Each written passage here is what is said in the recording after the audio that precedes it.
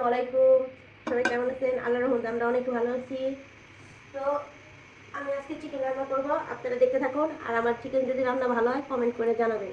আপনারা তো কোনো কমেন্টই করেন না, তাহলে কেমন বুঝবো আপনি আমার ভিডিও দেখতেছেন কি না দেখতেছেন। এই যে তেল দিলাম, আমি এখন তেজপাতা দারচিনি এলাচি দিব, পেঁয়াজ কুচি।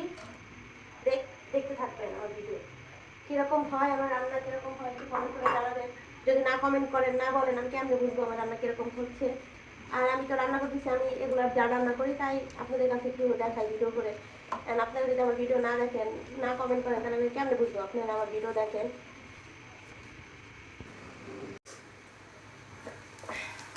আপনারা কেমন আছেন, কে কোথা থেকে দেখতেছেন আমাকে একটু কমেন্ট করবেন, আমাকে বলবেন আপনারা কোথা থেকে আমাকে দেখতেছেন। আমার রান্না আপনাদের কাছে কিরকম লাগে কমেন্ট করে জানাবেন।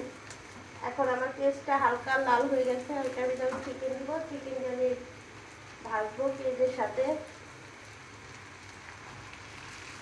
আপনারা এরকম করে রান্না করে খাবেন। আর যে ভাইয়ারা দেখতেছেন, ভাবিকে বলবেন এরকম করে আপনাদের মজার মজার করে চিকেন রান্না করে খাওয়াবেন।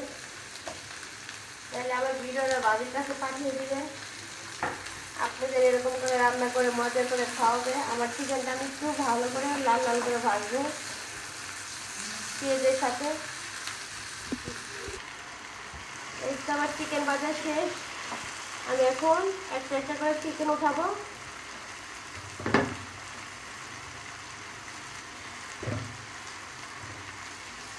আপনারা আমাকে কমেন্ট করে বলবেন আমার রান্না কীরকম হচ্ছে। আমি বারবার করে বলতেছি, একটা লাভ দিবেন, আমার ভিডিও দেখে কমেন্ট করবেন, তাহলে আমি অনেক খুশি হব। সামনে আপনাদের আমি আরও নতুন নতুন কিছু রান্নার ভিডিও করব, দেখাবো।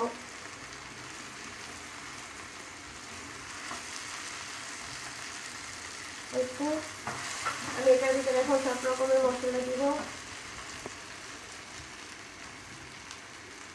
আদা রসুনের পেস্ট, বাদাম, জিরা, দারচিনি। আমি এখন একটু নাড়া দিব, নাড়িয়ে রেখে যাবে। পুড়ে গেলে আমার মশলা পিঠা হলে তখন আমার চিকেনটা মজা লাগবে না। আমি এটা একটু হালকা, এই যে আমি মশলা বাসি তার পানি, শিলপাটার পানি আমি দিচ্ছি।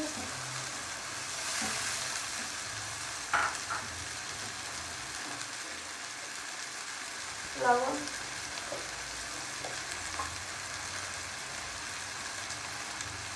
হলুদের গুঁড়া, ধনিয়ার গুঁড়া, মরিচের গুঁড়া। আজকে আমি চিকেনটা একটু ঝাল ঝাল করবো।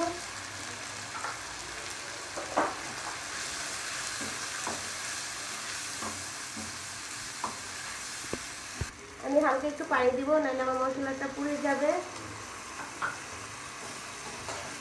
এখন আমি টমেটো গ্রেট করছিলাম, টমেটো বাটা দিব।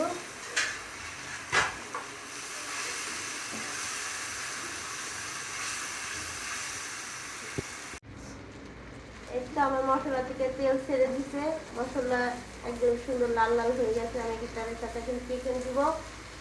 এই যে চিকেন, বাজার চিকেন দিয়ে আমি একটু দিচ্ছি।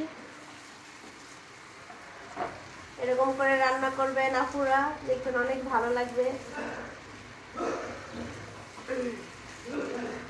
জানি আপনারাও রান্না জানেন, তারপরেও বললাম কিছু মনে করবেন না, আমার নতুন করে রান্না করে খাবেন। এক একজনের রান্নাতে এক রকম টেস্ট, আবার রান্নাও এক একজনের রান্না এক রকম, তার জন্যই বললাম।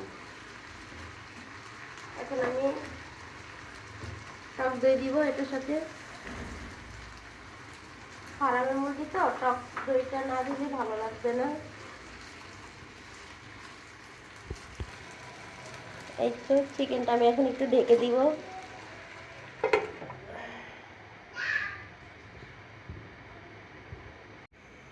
এই তো চিকেনটা এখন দেখবো আমি।